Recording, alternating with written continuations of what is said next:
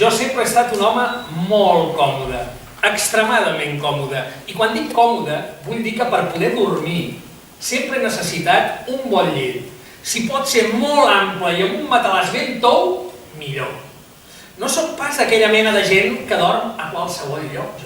Segur que coneixen algú d'aquells que se'n van d'excursió en autocar i tan aviat s'asseuen al teu costat, s'enrosquen com una serp a la butaca del bus i quan troben la posició els sents que et diuen així entre badalls: oi que quan arribem ja m'avisaràs? I xof!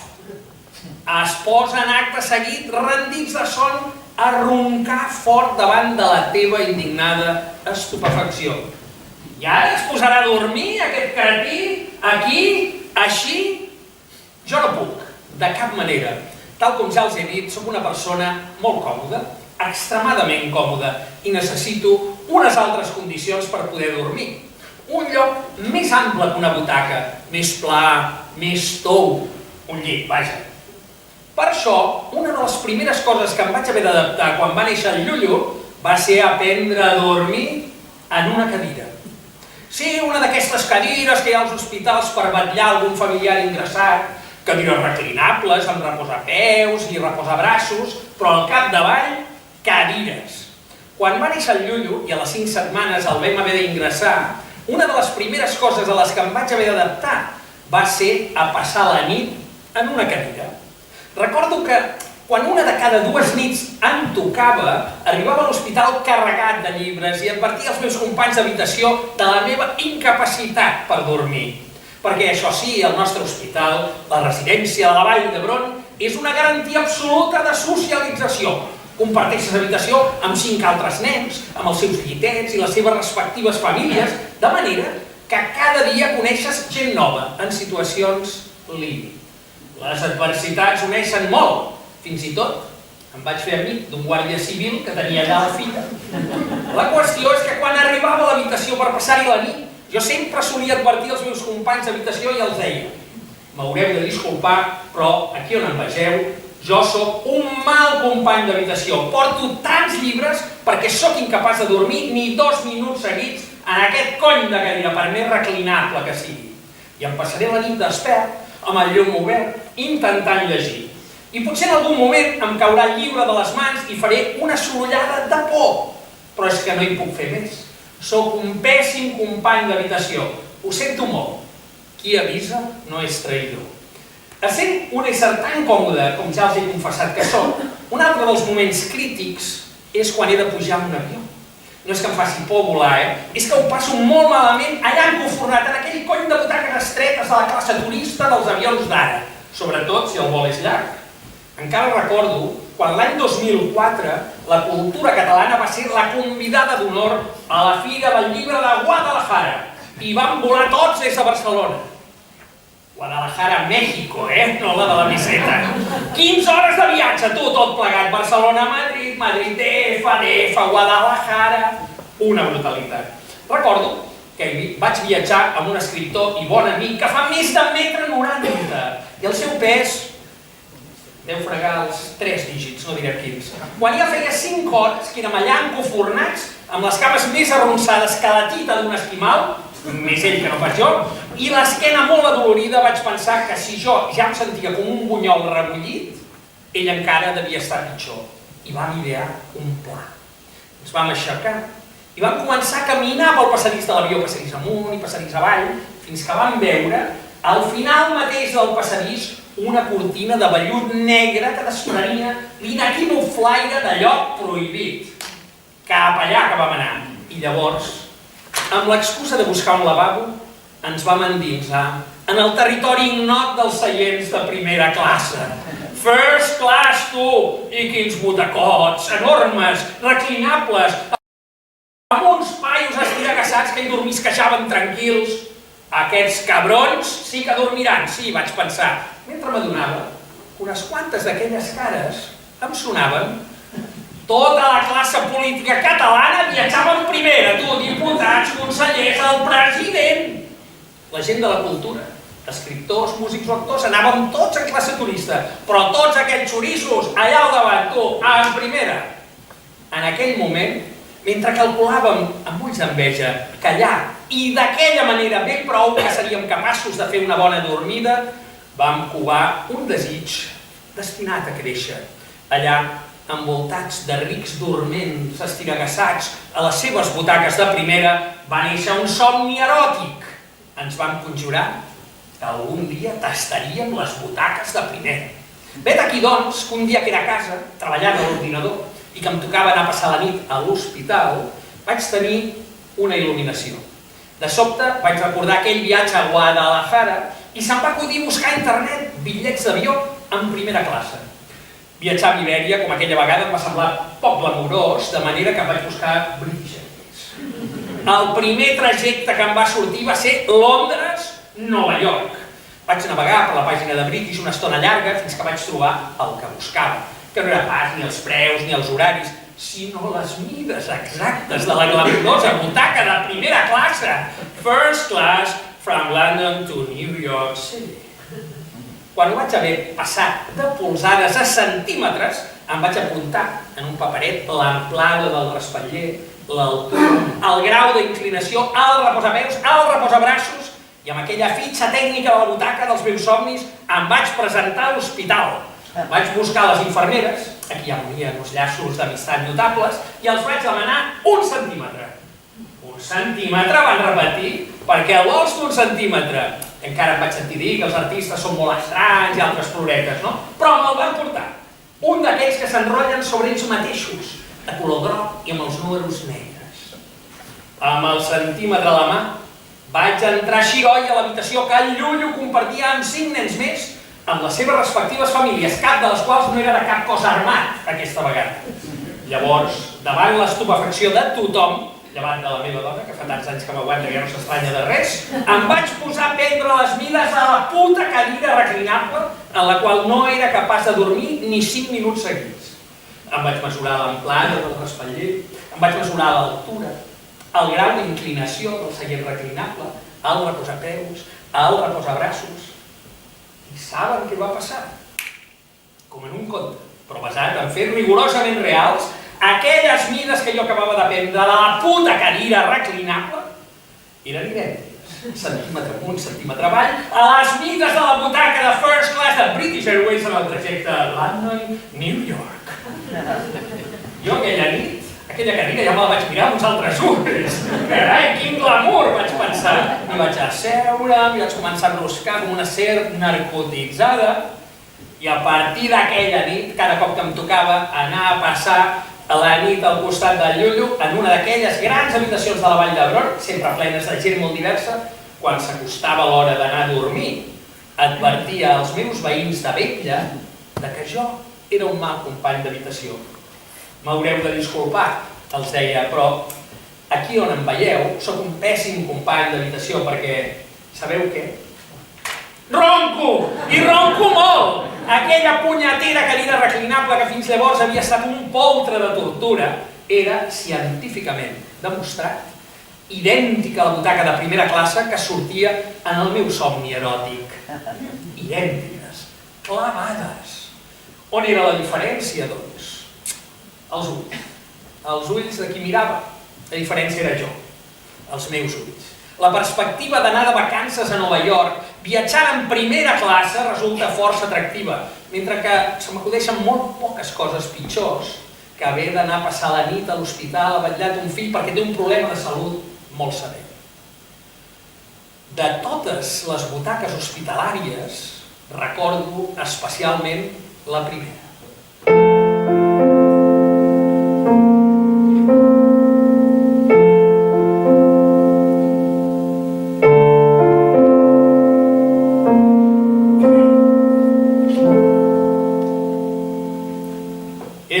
Habitació que compartim.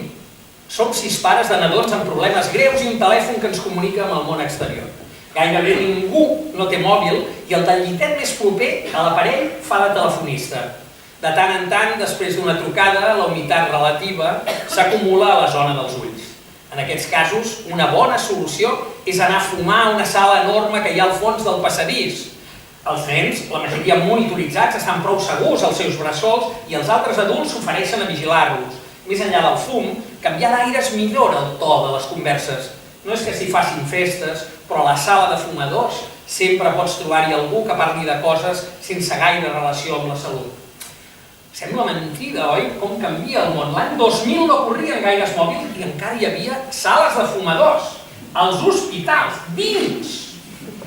Des de fa 2 dies, una colònia de gitanos de Lleida s'ha instal·lat a la sala de fumadors. Hi ha una nena gitana ingressada i com a mínim han vingut una vintena de persones a vetllar-la. Com que són tants, van fent torns.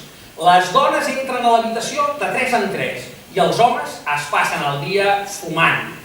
Aquest vespre els visita una persona important, tot un personatge. Tothom l'anomena pare i ell respon repartint benediccions a tort i a dret, de manera que dedueixo que és un pastor evangèlic. Per espiar-los faig veure que miro per la ronda de dalt i em fixo en tot el que fan pel reflex del finestral.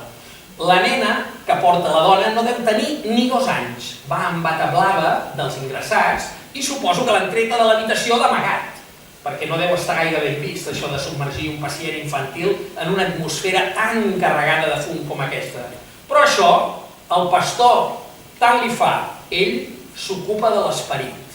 Oh, Senyor, vos que sou tot poderós, feu que aquest caparró estigui ben sa. T'ho supliquem, Senyor! Oh, Senyor, vos que sou tot poderós, feu que aquests ulls estiguin ben sants. T'ho supliquem, Senyor! Oh, Déu omnipotent, Pare i Senyor de tots els homes, feu que aquest nas estigui ben sa. T'ho supliquem, Senyor! Oh, Déu Pare omnipotent, feu que aquesta panxa estigui ben sana. T'ho supliquem, Senyor! Oh, Déu Pare omnipotent, feu que aquestes cames estiguin ben sanes. T'ho supliquem, Senyor! Oh, Déu Pare omnipotent, feu que aquests genolls estiguin ben sants. T'ho supliquem, Senyor! Oh, Déu Pare omnipotent, feu que aquests pauets estiguin ben T'ho sants. supliquem, Senyor! Donaria el que fos per alliberar-me del meu escepticisme extrem i fer-me crèdul.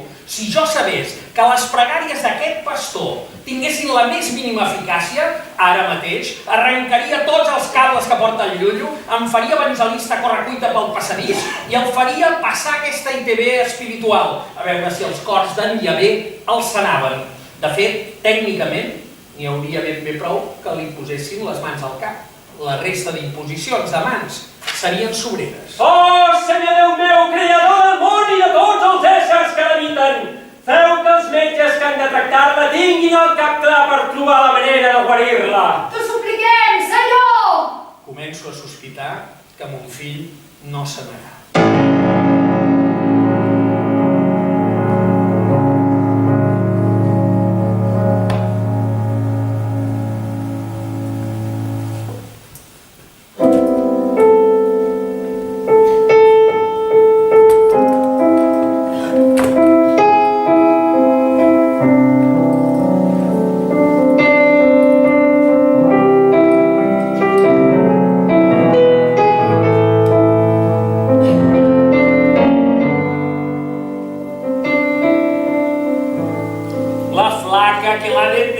Bichito malo, la bomba, farem un màster de la canció del verano, només ens falta el George Dan. Ets un sentimental, si ja es deu haver jubilat. No, si encara bo que venim una setmana a l'any aquí al càmping per culturitzar-nos una mica, que si no, només escoltaríem Mozart i Ramones. Aquest disjockey cubà és capaç de fer ballar les pedres. És l'ídol de les masses. Si ara volgués, tots els que estan ballant a la pista saltarien la tanca metàl·lica i es llançarien de cap a la piscina. Ves que no ho acabin fent. Encara que fos buida, I tu, Llullo? Què?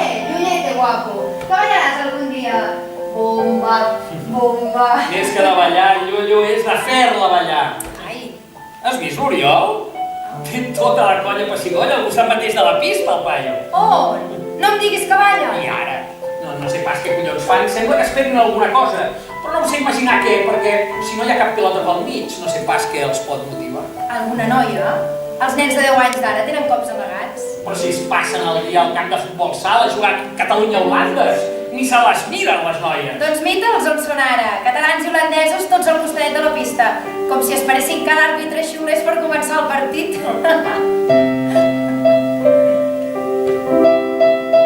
Calla tu!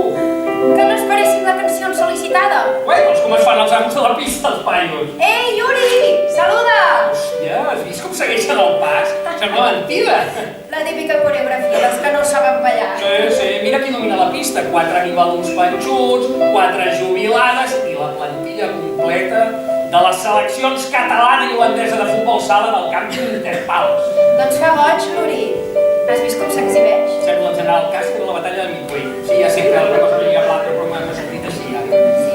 I tu, Llullo, guapo, que ballaràs algun dia, Llullete? No, aquesta mena de ball no. Quiet, estigues quiet. Té, altra crisi, quantes en poden dir? 7 o 8, tota la tarda amb cara de xupi. Mentre sento la cançó que fa ballar l'escamot futboler que capitaneja l'Oriol, una idea obsessiva em puja per la gola com un coàgul i se m'instal·la al cervell amb una potència cancerosa inaudita. El Llullo mai no ho farà. 8 síl·labes anodines que deuen ressonar als cervells de molts pares frustrats per les expectatives estroncades dels seus fills. Però he de reconèixer que mai fins ara no se m'havien imposat amb tanta claredat. El Llullo mai no ho farà. Són innombrables les coses que el Llullo, com qualsevol altra persona, mai no serà capaç de fer. Això ho sé, o crec saber-ho, des de fa molt. Però la simple constatació que mai no aprendrà els passos de ball del no rompas más mi pobre corazón m'afligeix sobremanera. Tant que em quedo una estona llarga amb els ulls oberts, sense parpellejar, fins que aquesta sequedat tan feridora provoca una certa reacció lacrimal. I ploro. Ploro per primera vegada en no sé quants anys. Ploro fluixet, ploro amb sordina, perquè la Mercè no se n'adoni, si pot ser. I ajuda que quan acaba la cançó, els amics de l'Oriol fugen esperitats al centre de la pista en direcció a la zona dels jocs del càmping, just a l'altra banda. Jo tombo el cap per seguir la fugida de l'Oriol i tant la C com el Llullo queden situats rere el meu clatell, aliens a les llàgrimes que ja ragen d'altes avall.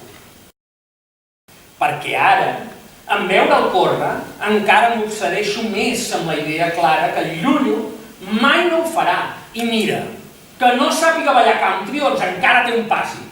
Perquè a última hora, això del no rompas más mi pobre corazón no deixa de ser una gran horterada. Però que no sàpiga córrer amb l'elegància desmanegada que ara mateix exhibeix el meu nebot, això ja és una altra cosa. Això sí que és una malvestat que ningú no hauria de tolerar. Una putada que m'encén, que em revolta. Una putada enorme que em fa bullir la sang mentre una ràbia espessa em puja per la gola. I em prometo que el Llullo correrà, que el veurem córrer, que el farem córrer pel món d'una manera o d'una altra. Corre, Llullo! Corre!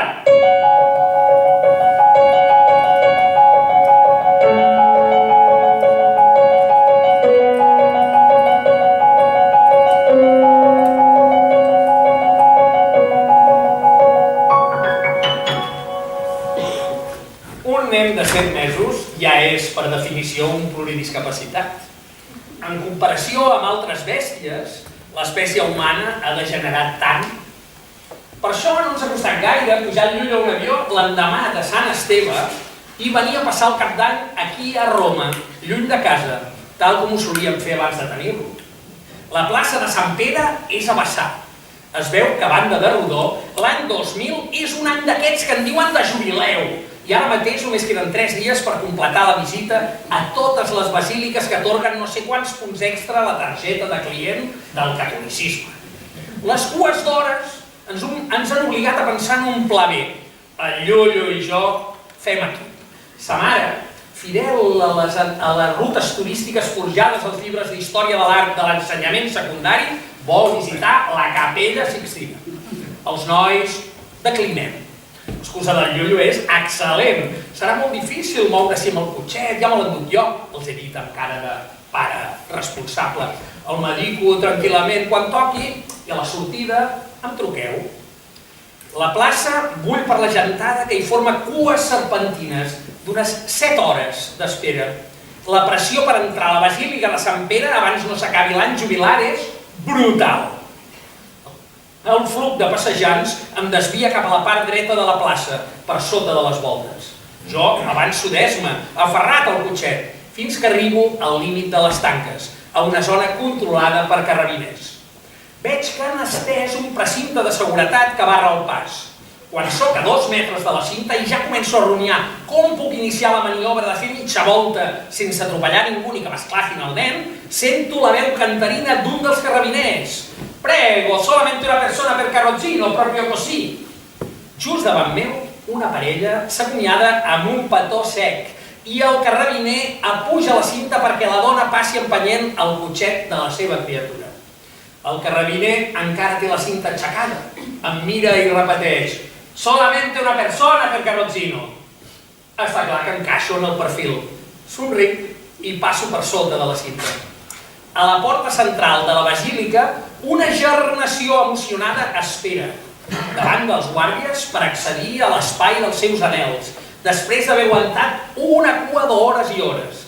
Mentrestant, a només 1 metre de la seva ansietat, en Llullo i jo penetrem tranquil·lament a la Basílica de Sant Pere en l'avantpenúltim dia vàlid per al bonus jubilar, sota l'atenta mirada dels guardes de seguretat.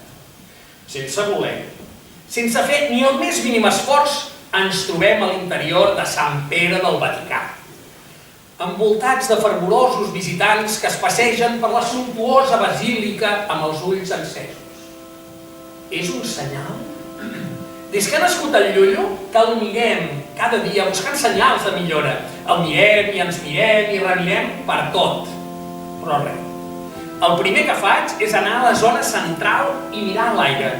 En efecte, damunt dels nostres caps hi ha la famosa cúpula. Llegeixo la inscripció circular i confirmo que l'imperi terrenal de la fe, representat per l'Església Catòlica, es va fundar sobre un joc de paraules.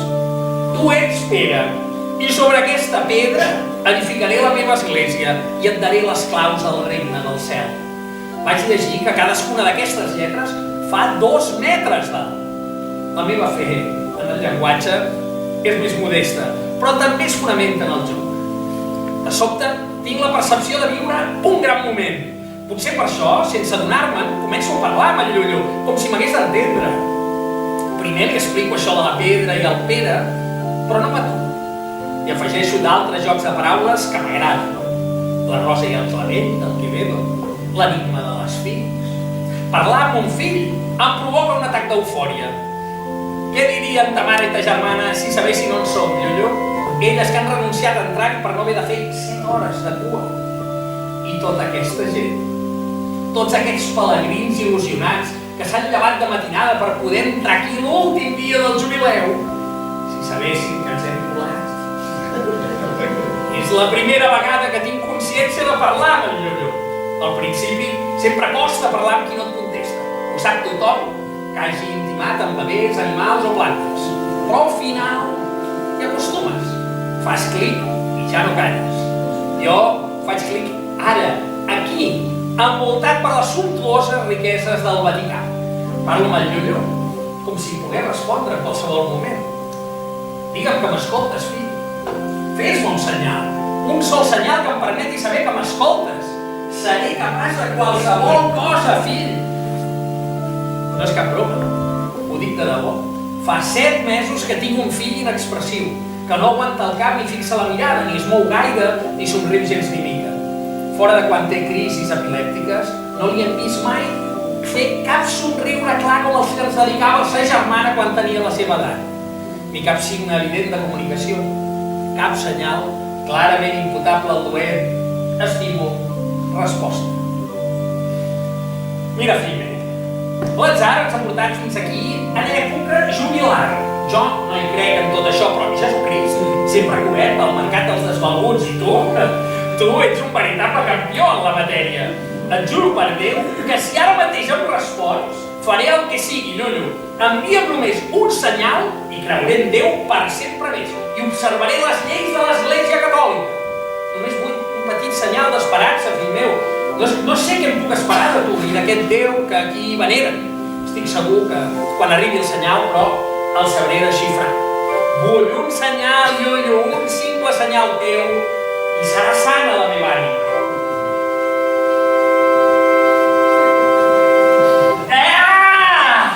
Fàstic! El color de tot l'or que hi ha aquí dins és el mateix que el de la merda.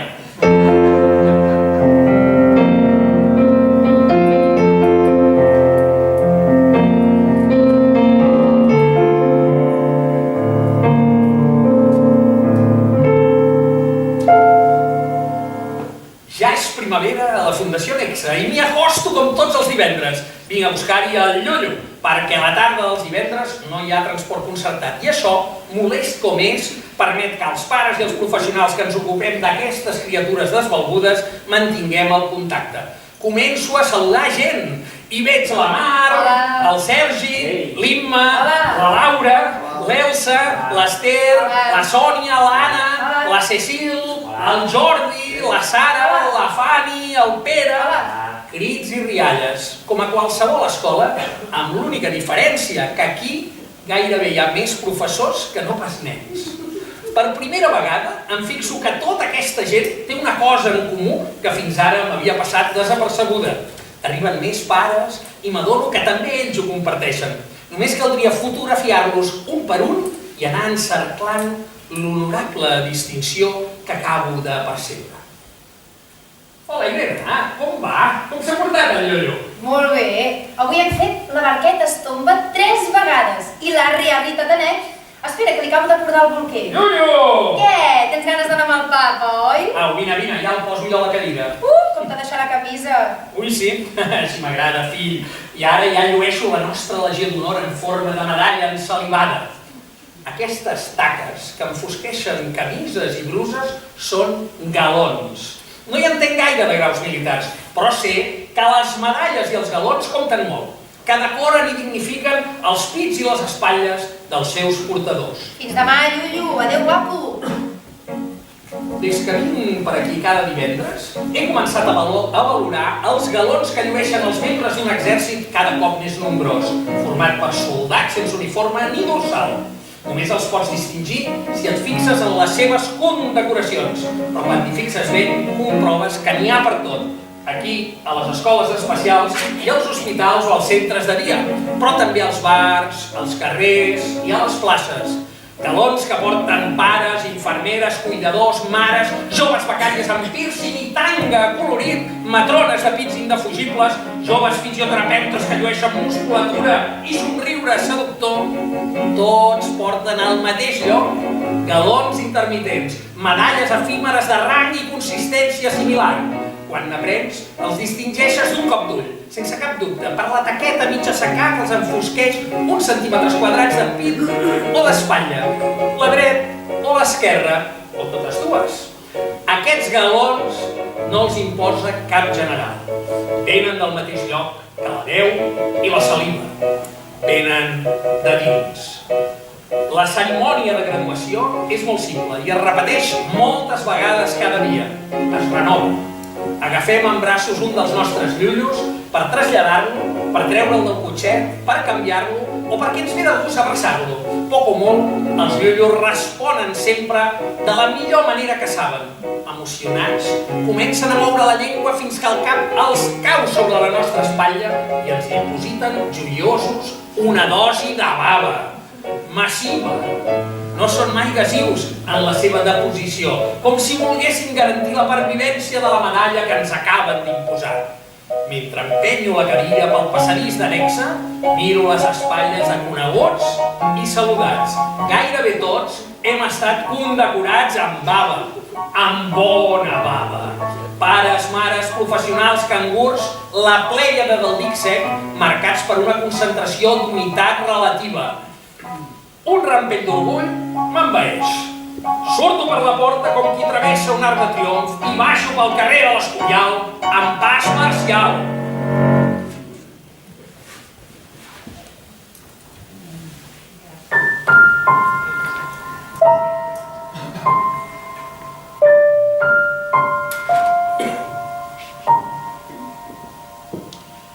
Doncs no ens han donat cap diagnòstic i això que ja fa més d'un any que el tractem per les crisis. No pateixin, he vist molts casos no diagnosticats. Cada setmana n'entra un. Ah, sí? Així creu que hi podrà fer alguna cosa, doctor? No es pot dir mai això, però vaig trencar una nena que va entrar així i ara corre com una daina. I no caminava?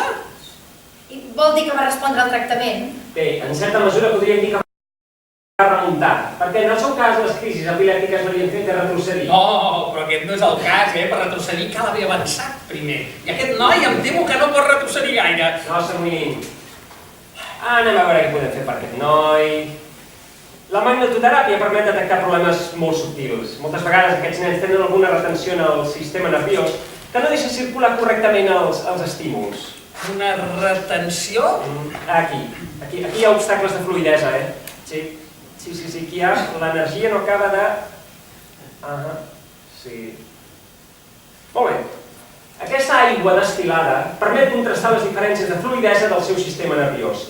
Ara, que per anar bé, hauríem de fer un estudi detallat dels camps magnètics que hi ha a casa vostra, sobretot als dormitoris. Què vol dir?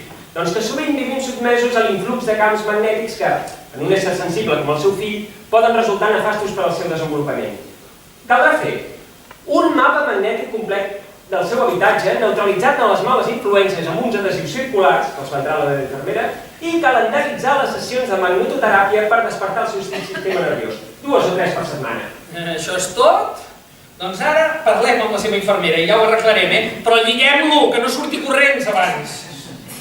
Mira, jo no tinc cap inconvenient que aquest farsant light sacsegi el magnetisme del nostre fill, sempre que això no entri en contradicció amb el tractament que li han prescrit a la Vall d'Hebron. Però si fos per mi, jo no hi tornaria.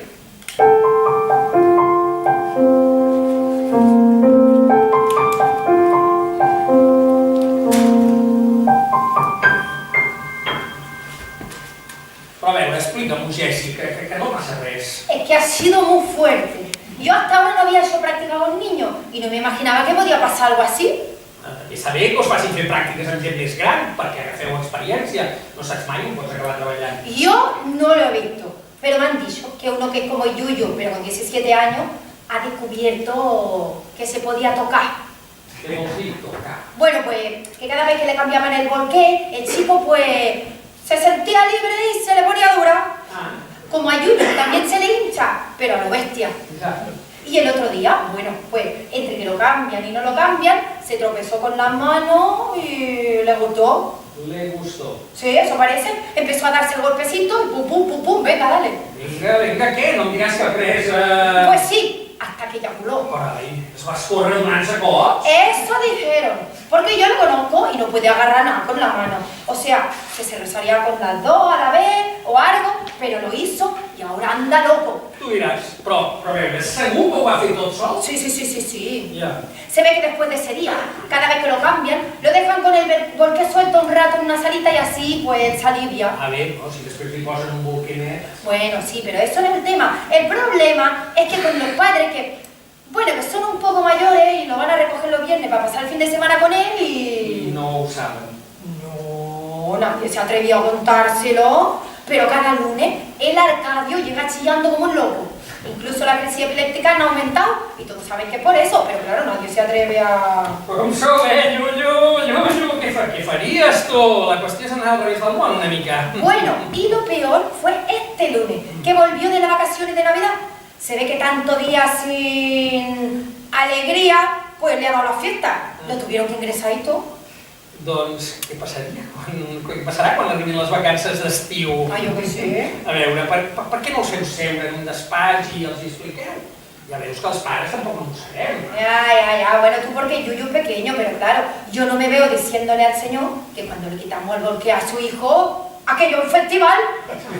Encara us acusaria d'abusar sexualment d'un impedit. Escolta, i totes les cuidadores sou dones? Perquè potser un home podria... Solo hay un chico, el Jauma. ¿Pero qué quiere? ¿Que haga de pajillero? Ante una chica, no. No, que potser un home els hi podria explicar als pares, vull dir. Ah, yo qué sé. Yo ya cojo el metro aquí. Hasta mañana, Yuyu, cosa bonita. Adéu. I encara bo que parlàvem d'un home, perquè si la discapacitada que descobreix el sexe fos una dona, la cosa encara seria més complicada. Hola, Yuyu. Com està el Yuyete? Hola, acabem de deixar la Jessi al metro. Anem cap a casa? Anem-hi. M'ha explicat una història increïble. Resulta que a la residència on fa les pràctiques, un llullo de 17 anys ha après a masturbar-se ell sol, amb el dors de les mans o vés a saber com. Ah, mira. Doncs millor, no? Sí, però els seus pares no ho saben i cada cop que passa uns dies a casa li venen tots els mals. Té atacs epilèptics, està nerviós com una moto, un desastre. I per què no els hi diuen? Es veu que no s'atreveixen, tenen por que no s'ho prenguin bé. No veig per què. A tu no t'importaria? Ai, Yuyu. Però si quan creix pot gaudir del sexe, per què no? Poques coses que pot fer, pobre. Ah, Molt bé, però... Oh, però què? No, que qui li ensenya a fer-ho? Perquè això és el que no m'ha quedat gens clar de la història aquesta de la residència, I a més, tal com va el tema, em sembla que el Llullo no aprendria a fer-s'ho ell tot sol ni amb un màster de SADE, Sempre es poden contractar serveis d'una professional. Una professional. O per què no? Potser així tindria una vida sexual més activa que nosaltres.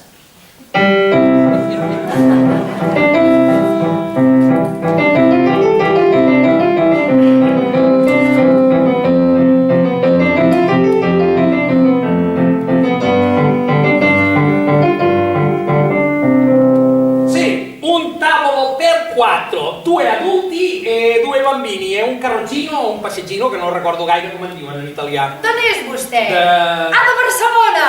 De Barcelona? Home. Sí, catalans, no? En venen molts de catalans per aquí.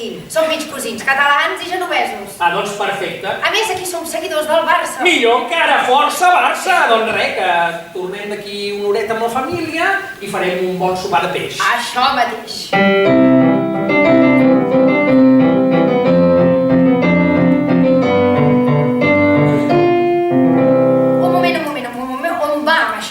Doncs a sopar, que no em recorda. Català, no! Força Barça, genovesos i catalans, que són mig cosins. És que no m'ha dit res de la cadira. Dona, jo li he dit que seríem 4 a taula, 2 adults i 2 nens, perquè és l'espai que necessitem, i em sembla que també li he parlat d'un passeggino, no? Però un cotxet és una altra cosa, això no hi cabrà. Com que no? Pateixi que tinc carnet de cadira, jo, Ja hi estem acostumats a manejar-la. Si fins i tot hem passat aquesta cursa d'obstacle de les escales sense patir baixes. Però és que no pot ser, no tinc lloc. Tinc moltes reserves per aquesta nit. I tant, una de les quals la nostra. No fa ni una hora que he vingut aquí a reservar-li taula. Que no eren tant del Barça aquí, que ja no se'n recorda. Un moment que ara consulto. L'has impressionada, Amb aquestes grenyes que sembles un cantant de rock i la bava que et cau des que l'has vista la tens als seus peus. Ara ja només falta que li vomitis a la cara i tots contents. Miri, al final hem trobat un racó, però hauríem d'anar per aquí. Vingui, acompanyi'm, sisplau.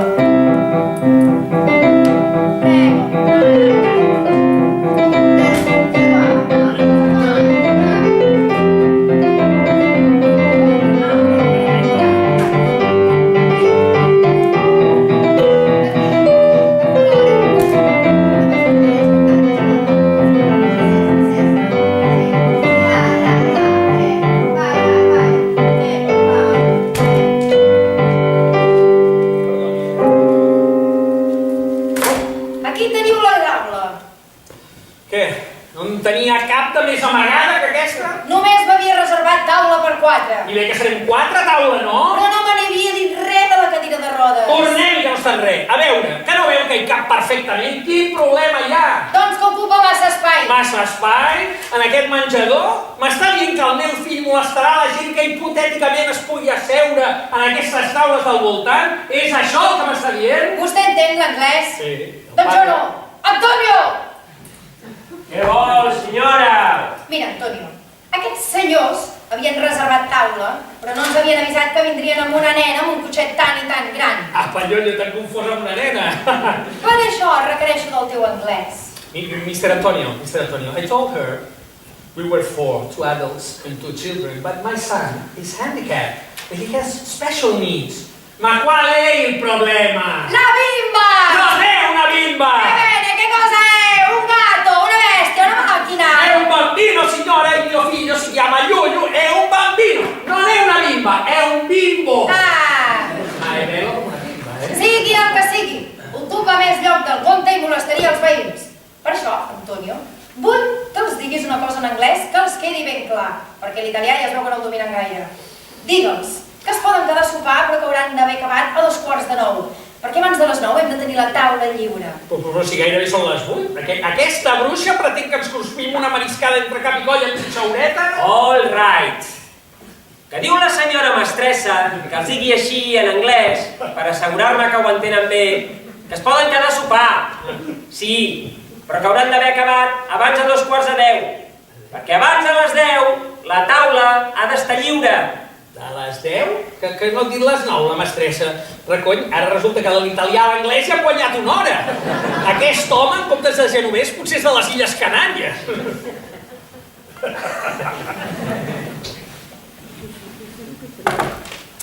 Va ser un sopar memorable. Ens van cruspir una mariscada gloriosa, servits per l'Antonio de manera impecable. I no ens vam aixecar de taula fins a les 11 tocades. L'Antonio no ens va dir res més de la mestressa, però quan li vam preguntar què li havia passat, va fer aquell gest tan italià, sacsejant les dues mans tancades, que vindria a ser... Ai, si em fa d'anys que l'aguanto, aquesta dona! Les taules del menjador mai no es van omplir. Era mentida. Tot allò de les reserves era mentida. Un atac de por que el nostre Llullo, amb les seves grenyes, el seu cap caigut i les baves de satisfacció que deixava anar, li espantava la clientela. Només la vam tornar a veure a l'hora de pagar, allà al costat de la màquina de l'avís, a tu, zip-zap, zip-zap. Però no l'hem oblidada mai. Mai no hem oblidat la seva por, que era la pitjor de totes les pors. La por al que és desconegut, la por a la foscor. És una por ancestral aquesta, una por que han fet servir molts pares i moltes àvies per espantar les criatures massa entremaliades. Si no et portes bé, aniràs al quarto de les rates, els diuen. I la criatura tremola de por, perquè no sap què hi ha al quarto de les rates. S'imagina monstres terribles, però l'única cosa que sap del cert és que està fosc.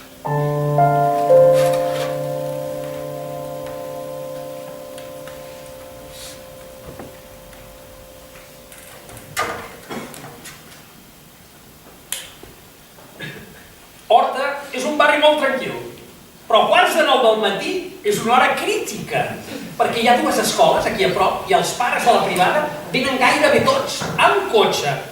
Cada matí el bus adaptat que ve a buscar el Llullo arriba a l'hora punta. De casa a la cantonada fem més esses que un borratxo. Sovint hem de recular uns quants metres fins a un gual proper, baixar pel mig de la calçada del carrer com qui baixa encallat per la Noguera Pallaresa i esquivar nous espècimens de pares protectors que ja han escopit els seus fills a la porta o acaben de desaparcar del damunt de la vorera.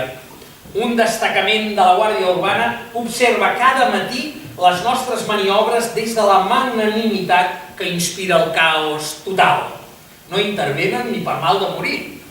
Hi ha dies que ratllaria els cotxes al damunt de la voravia sense contemplacions. D'altres els trencaria el retrovisor, els punxaria les rodes o totes dues coses alhora. Un dia, fart d'una furgoneta enorme que durant 3 matins seguits m'obstaculitza el pas, decideixo escriure un foli de queixa per deixar-lo al parabrises davanter falcat per un neteja. I escric coses terribles sobre l'accessibilitat de les cadires de rodes, però quan arribo a la cruïlla, la furgo ja ha marxat. I és el meu bus blau que s'espera, amb la subseqüent cua de sorollosos addictes a la botzina. El següent pas és de manual. Fart de la injustícia que pateixo cada matí, decideixo institucionalitzar la meva reacció. Jo no he estat mai partidari de la lluita armada, de manera que opto per la subversió no violenta. Se m'acut que en comptes de deixar al·legats informatius inútils als parabrises, editaré unes cintes adhesives que cobreixin tot el seient del conductor. I posaré, deixeu pas a les cadires de rodes o algun eslògan similar i les enganxaré sistemàticament a l'alçada dels ulls dels conductors de tots els vehicles que m'entorpeixin la marxa aparcats damunt la voravia. La idea és que l'adhesiu sigui tan potent que costi molt d'arrencar i que l'amplada i el gruix del meu advertiment impossibilitin o dificultin molt la conducció. Mentre ho dissenyo i demano preu en la impremta del barri, penso que sóc un as del sabotatge. Compto els dies que falten perquè tota aquesta colla de cabrons rebi el que es mereix. Xalo amb la imatge del primer que haurà d'anar a comprar un cúter a la papereria del davant de l'escola, que no obre fins a 9:15, per poder anar a la feina conduint. Un matí que espero l'autobús tranquil·lament a la cantonada, arriba un Renault Laguna Blau amb un pare i 2 criatures. Et pots apartar, sisplau? No! Només serà un moment. Que no! Això és una voravia, no pas una plaça d'aparcament per a cotxes. I què vol que hi faci amb el que el deixi? Si és un moment. Va, home, que he de portar el nen a l'escola. Que no té 2 cames el seu fillet. Que no pot caminar tranquil·lament els 100 metres que el separen de la porta de l'escola sense por que el segresti un escamot d'Al-Qaeda. Oi que fins i tot podria arrencar a córrer o no sap córrer? Després encara li dic que si tantes ganes té d'acompanyar-lo, sempre pot agafar el transport públic. Això ja és massa per als seus estàndards. Els del darrere comencen a impacientar-se. Sonen claxons i claxons. El Llullo i jo romanem ferms a la nostra zona estratègica de vorera, guanyada a pols. No cantem el No serem moguts perquè no me la sé, però per res del món no mouríem ni un múscul. El pare desconcertat finalment renuncia a la seva invasió habitual de vorera, baixa del cotxe, fa baixar-te el seu plançó, li calça la motxilla, la recena a la part de la vorera que toca la barana metàl·lica, l'abraça, el besa i l'empeny cap a la porta de l'escola com qui envia un fill a la guerra. Després aguanta, tan impertèrrit com jo, la pluja de claxons i no és fins que el seu nen travessa el llindar de la porta que decideix desbloquejar el carrer. Abans de pujar, el seu Laguna em clava una mirada assassina, d'odi. En aquella mirada criminal m'hi reconec. En aquells moments no només li clavaria un dels meus adhesius antivisió al parabrisa, també l'hauria colpejat amb un bat de beisbol, l'hauria derribat d'un parell de patacades, l'hauria esbudellat, esquarterat, esmicolat, embolicat en paper de film transparent i congelat en deuets irregulars per fer brou per l'hivern o per cruspir-me'l d'aperitiu amb oli, sal i vinagre. Tot això, que verbalitzo amb el màxim nombre de detalls, és el que verbalitzaria per assegurar-me de no fer-ho. Igual com tampoc he anat mai a recollir l'encàrrec dels adhesius antivisió.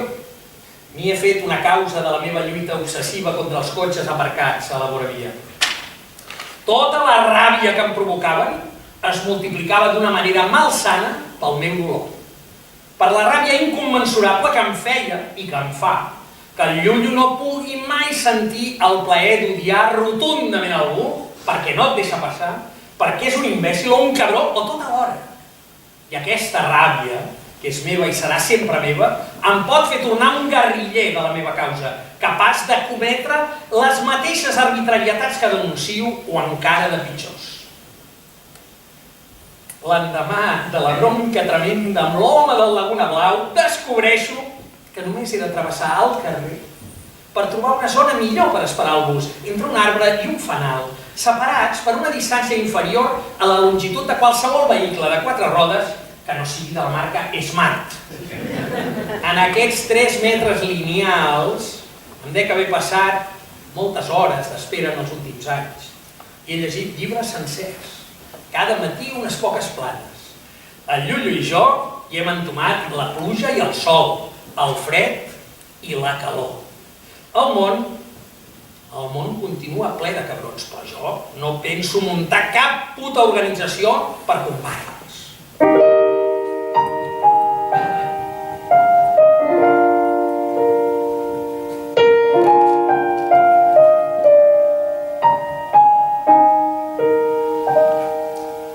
Què li passa? Res, que encadena les crisis. No ha parat d'un moment. Llullo, guapo, tranquil, dorm una mica, home. No respira molt malament? Cada cop respira més de pressa. No cridis, que despertaràs a la Carla. Però si va més, què fem? Ai, no ho sé, haurem de buscar un hospital. Ja. Llullo, no estiris els braços, una altra crisi no ara. Però on aniré? Algun hospital hi haurà, no? Suposo, però a les 2 de la matinada no sé jo. On tens el mapa? Bossa de la càmera. A veure, Ospedale Civile San Giovanni, Hòstia puta! Què? És a l'altra punta de la ciutat. Segur que tenim més de mitja hora des d'aquí. Doncs ens vestim i anem. Llullo, no! Però que no saps com és aquest coll de ciutat. Tots són ponts i puntets. No arribaríem mai a la cadira de rodes. Oi, què vols? Que hi anem amb gòndola. Aquí hi ha un número d'urgències. A veure, el 118... Merda, en aquest coll d'apartament no hi ha cobertura. Puto Murphy! Ara torno. Buonanotte. Sì, siamo una famiglia catalana, non parlo bene l'italiano, Gio. Miri, abbiamo vacanza qui in Venezia e nostro figlio ha cominciato a soffrire di crisi epilettiche.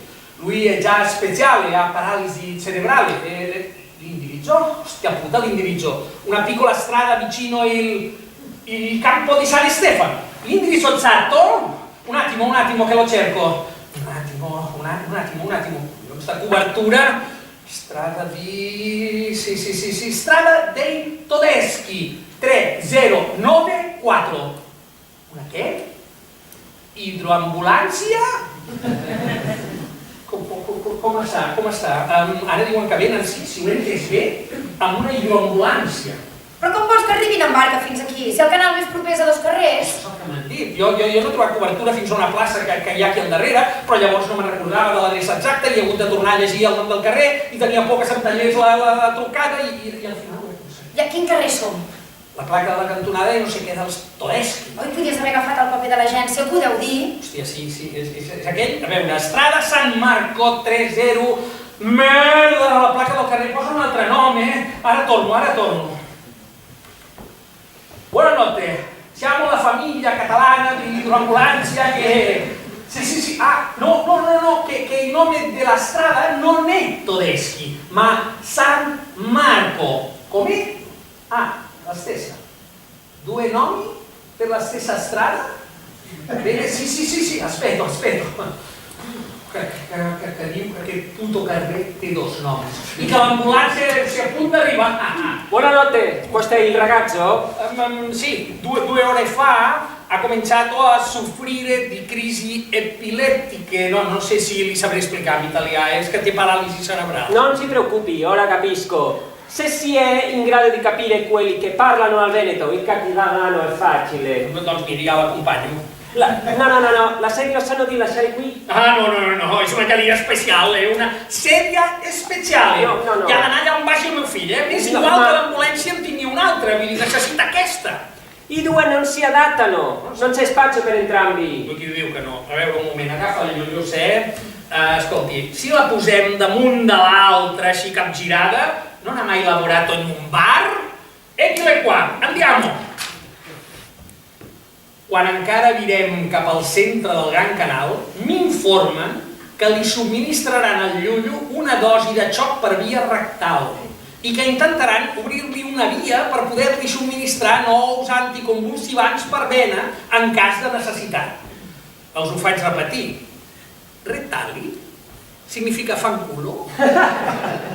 No, si tratta di un termine medico. Serà millor que no intenti inventar res en italià. Escolti, tot això que li han de fer ho faran mentre naveguem. Quando, se no? El trajecte pels canals venecians de matinada fins a l'Ospedale Civile és una d'aquelles coses que et reconcilia amb una ciutat. Venècia ha hagut d'aguantar, amb el pas dels anys, tanta contaminació com excrescències líriques. Entre el turisme de masses i les venecietats d'un munt de poetastres, la ciutat s'ensorra cada cop més de pressa. Però un viatge amb hidroambulància, a 2:15 de la matinada, entre barques de gent que va de copes, amb un professional de la sanitat que busca la vena de ton fill en un espai reduït d'estabilitat incerta, després d'haver-li subministrat un tractament de xoc pel cul, és una d'aquelles situacions que et reconcilia amb l'espècie humana.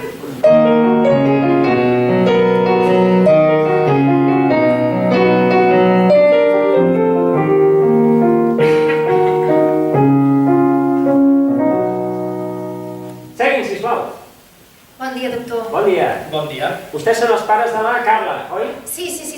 Doncs bé, la seva filla té una inflamació de l'apòfisi mastoide consecutiva a una otitis mitjana, és a dir, una mastoiditis. I és greu, doctor? No és pas lleu, però l'hem agafat a temps i en principi no té mal pronòstic. Pensin que és una afecció molt delicada que pot tenir conseqüències nefastes, perquè si no es tracta a temps, la infecció pot arribar al cervell i llavors... Llullo, tranquil. Home, no, ara no. Una altra crisi no, llullo. Moltes gràcies, doctor. Em permet 2 preguntes? Endavant. De les seves paraules ja dedueixo que les 2 respostes seran afirmatives, però m'agradaria molt que m'ho confirmés. Endavant. Primera, sap què té la nostra filla, oi? Sí. Els acabo de confirmar el diagnòstic. Mastoiditis. Molt bé. I la segona, sap quin tractament ho cura, oi? Corregeixi'm si m'equivoco. No s'equivoca, ho sabem. Doncs així no cal que s'amoïni a tranquil·litzar-nos més, que estem més tranquils que aquest xicot, oi, Llullo? També és fill seu? És el germà de la Carla, sí, no pateixi que no sortirà corrents, Li pesa el cul i té un expedient mèdic més gruixut que les obres completes de Josep Pla. No atrevadis el doctor amb les coses de Llullo. No s'amoïni, senyora. Disculpi, doctor, és que amb el petit n'hem passat de tots colors. Ja. I li he de dir que amb aquesta... Mastoiditis. Això encara li anirà bé, sa germana, perquè jo començava a estar una mica gelosa de tants ingressos. Tot aquest món de l'hospital era com un misteri inaccessible per ella. Els passadissos llargs, els ascensors rectangulars, les lliteres amb rodes, les nits fora de casa, els companys d'habitació, els medicaments de nom estrany, les infermeres... Tot això ja no serà només de son germà. Sap què? Quan la medicina pot diagnosticar, tractar i derrotar les malalties, hauríem d'obrir una ampolla de xampany i fer una festa. Ens passem la vida celebrant èxits absurds i després només veure una bata blanca ja ens fotem de mala llet. Quan la medicina pot comprendre la naturalesa del mal i modificar-la, n'hi ha per tirar coets, no troba? Que potser tenim res millor a celebrar que la salut i la vida.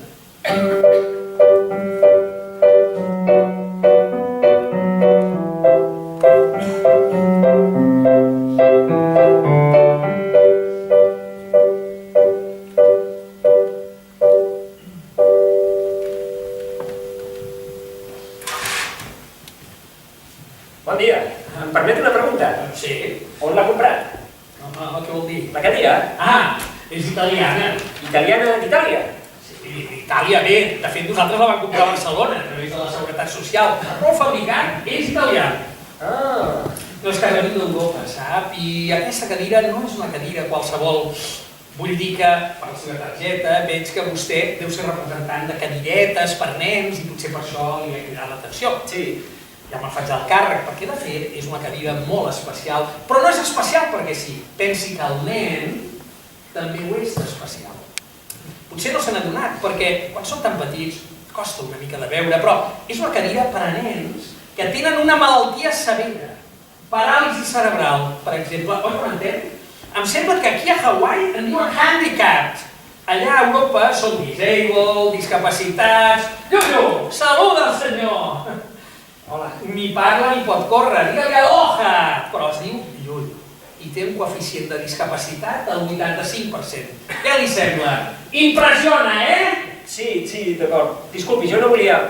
Només he vist una cadira diferent i com que represento productes infantils, doncs he pensat que potser vostè em podia dir on l'havia comprada per mirar de... Lamento molt això, el seu fill, no sé com disculpar-ne. Samoy, home, és normal. Quan són tan petits, semblen nens com tots els altres. L'única diferència és que no surten mai corrents. Hi ha molta gent que no se n'adona. En el fons, tots els nens són discapacitats, de petits, ho tenen tot per aprendre encara. Ara que els millors són els seus veïns de dalt, els canadencs. Sap com en diuen ells? No, jo... Special needs, tu! Són tan collonuts que no els etiqueten. Només diuen que són nens amb necessitats especials. I amb això l'encerten de ple, perquè el Llullo necessita una supercadira com aquesta. Bé, doncs, jo... Quedis la targeta, si vol, i disculpi novament per la confusió. És que he de marxar. Però a la platja. No, estic treballant. Només he vingut per una comanda de dones d'aquí, del restaurant. Ja marxava. Tinc el cotxe allà darrere. Adéu. Adéu.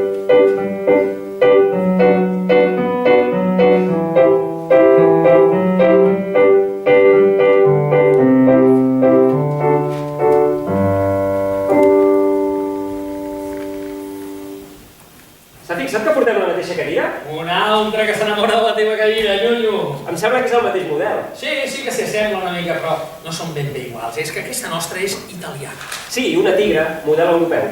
Ja, però aquesta nostra és una mica especial, perquè el nostre fill també és especial, té necessitats especials, special needs, sap? Vaja, que és un handicap, un discapacitat, un paralític. Ja ho veuràs, Llullo, ara és quan posen cara de lluç al planxa, perquè quina planxa!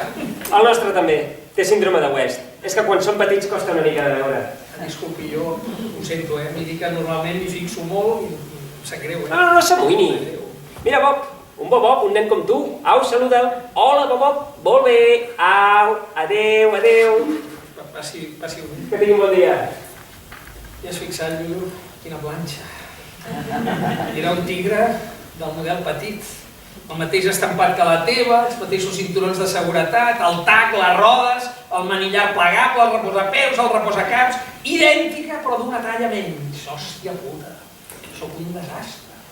No he estat capaç de distingir un Llullo de 2 anys que viatja en una cadira com la teva però bonsai. Ja em pots vomitar a la cara si vols. Si jo no he estat capaç de donar-me'n, com vols que se n'adonguin de tu.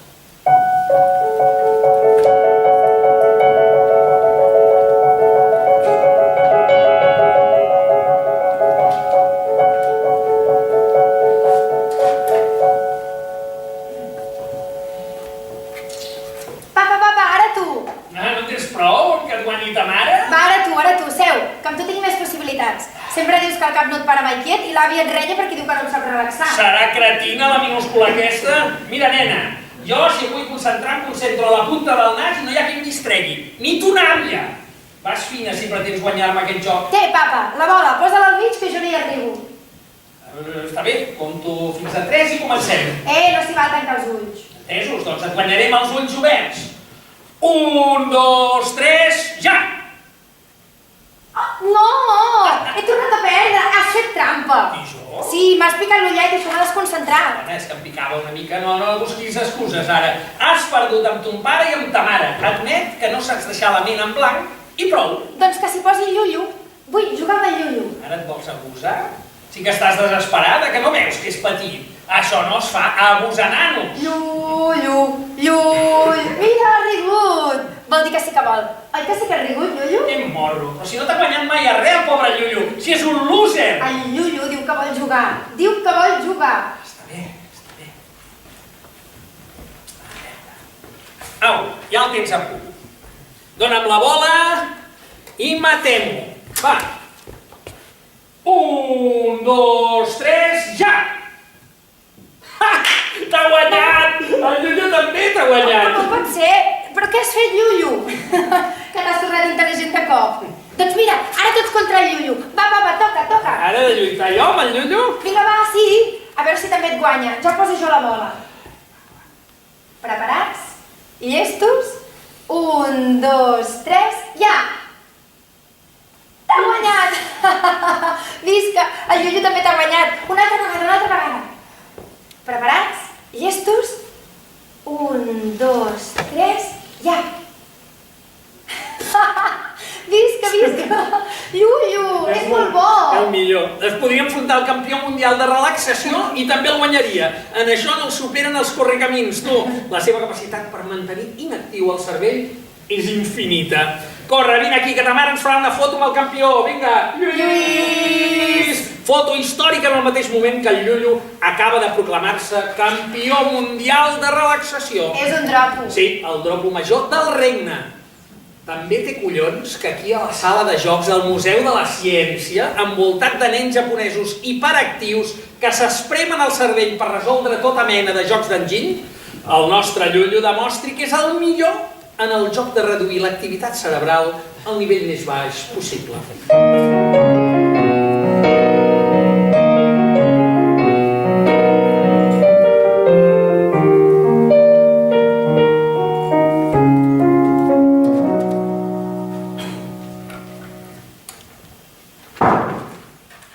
Escoltem amb atenció el text premiat als Jocs Florals d'aquesta Diada de Sant Jordi en la categoria de tercer de primària, que és per la redacció El meu germà té una malaltia, que ha escrit la Carla de la classe dels koalas. Endavant, Carla! Al cap de 2 o 3 dies de néixer, li van trobar una malaltia al llullo i la Carla, la seva germana, es va espantar, però després es va tranquil·litzar bufant tranquil·lament i respirant fondo. Cada dia li donaven xarops que en teoria curaven, però no li feien efecte. I va tenir una crisi. Una crisi consisteix en que aixeca els peus i les mans i fa una cara de fàstic. I la Carla es va espantar una altra vegada i es va tranquil·litzar comptant fins a 3. Llavors li va dir la seva mare Mercè: quan tingui una crisi li hauràs de fer una carícia. El llullo no podia parlar, ni caminar, ni córrer, ni escriure, però era igual de guapo que els altres nens i carinyós. La Carla el remenava perquè estigués content. L'aixafava, jugava, li explicava contes, li posava música. Un dia li va començar a moure les cames d'una manera que semblava que estigués corrent i el papa ho va filmar. La Carla se sentia bé amb el llullo encara que tingués una malaltia, perquè era el seu germà i se l'estimava molt. Moltes gràcies, Carla.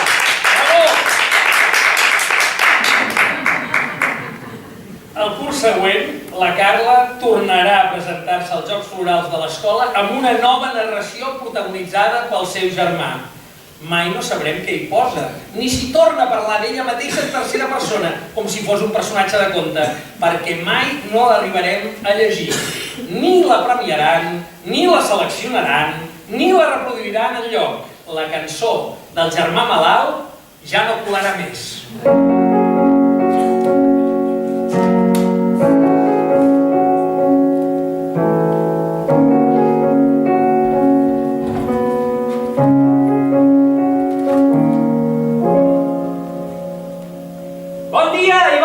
Benvinguts al meu estudi. Hola, Jordi! Hola, Llullo! Com està aquest nen? Molt bé, digues, amb ganes de fer de modern, Jordi.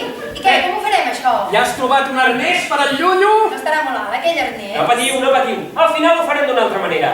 El Llullo còmodament estirat per terra i l'arnès me'l posaré jo. Veniu! El Miquel s'ho ha currat molt. M'ha portat un fons imprès amb totes les posicions de la cursa atlètica en un panell molt gran. L'he estès per terra com una catifa i vosaltres només haureu d'estirar-hi el llullo i anar seguint cada posició. Ho veieu? És això. Ostres, quin garbuix! Oh, és preciós, sembla un laberint de colors. És que cada color representa una posició de cames i braços a la cursa atlètica. La silueta del cos sempre és la mateixa, però les extremitats canvien. Hi ha 12 posicions. El Miquel m'ha dit que per fer l'animació en flash i que no hi hagi salts massa bèsties, com a mínim havien d'haver 12 posicions. Però si el deixem estirat així o aixà, el llullo potser no s'estarà quiet. Que no és tan quiet, aquest nen. Home, sí, però no aguantarà el braç en l'aire o la cama tan doblegada. Ell s'està quiet, però a la seva manera. No patiu, us estireu al seu costat i li aguanteu les mans o els peus, després el Miquel ja us esborrarà amb el Photoshop. Carai, de Photoshop, mentre no faci mal. Au, aneu situant que jo m'he de penjar. No, Jordi, no et pensis, no! A veure, nois, comencem per la posició 1, que són les ratlles vermelles. La cama esquerra una mica més enrere, sí, així, la mà esquerra amunt, amb el braç en així, molt bé, més, compte l'altra mà, que no rellisqui. Ara retireu-vos al màxim, que només us hagin d'esborrar les mans. A veure, 3, 2, 1, ara! Molt bé, fantàstic! Perfecte, ja ho tenim, ara la segona. El color taronja, les mans igual, per aquí els peus una mica més separats, tal com indiquen les ratlles de color taronja o carbassa, no sé com... Digue-li com vulguis, però fes la foto de pressa que està a punt de relliscar-li el braç. Ja va. Mercè, més enrere, una mica més enrere. Aquest peu i el genoll dret més flexionat, més amunt, així, ara! Va, que ja ho tenim això, ja li tenim agafat el truc. Ara el color lila. Movem només el colze dret una mica enrere, així, ara! Vinga, que sou uns atletes, ara el color marró. Baixa la mà esquerra, puja una mica el peu dret. No, l'esquerra, el que té per sota. Així! Següent, tot igual, però aquest peu esquerre gairebé sota el cul, així. Som-hi, que aquesta és la difícil, color negre. Els dos peus enrere, abaixem una mica la mà dreta, a l'alçada de la panxeta. Així, molt bé. Que ja estic corrent.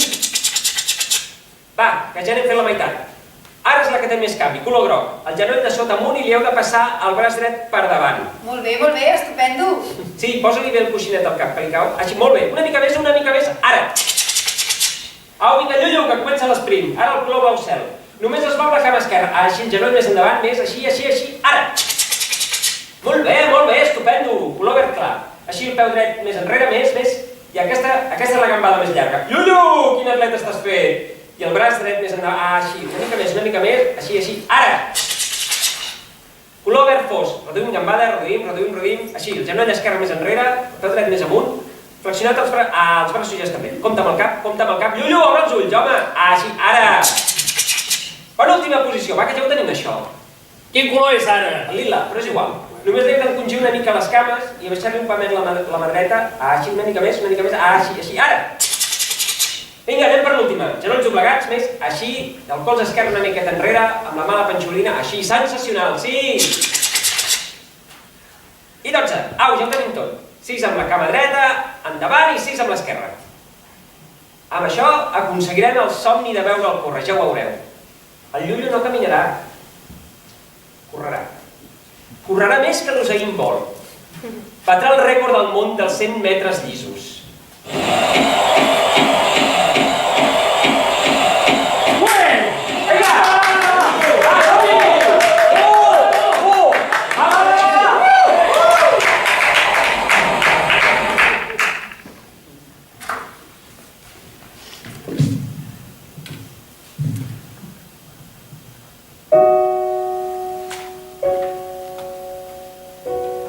El Els quiets no es mouen, però et remouen.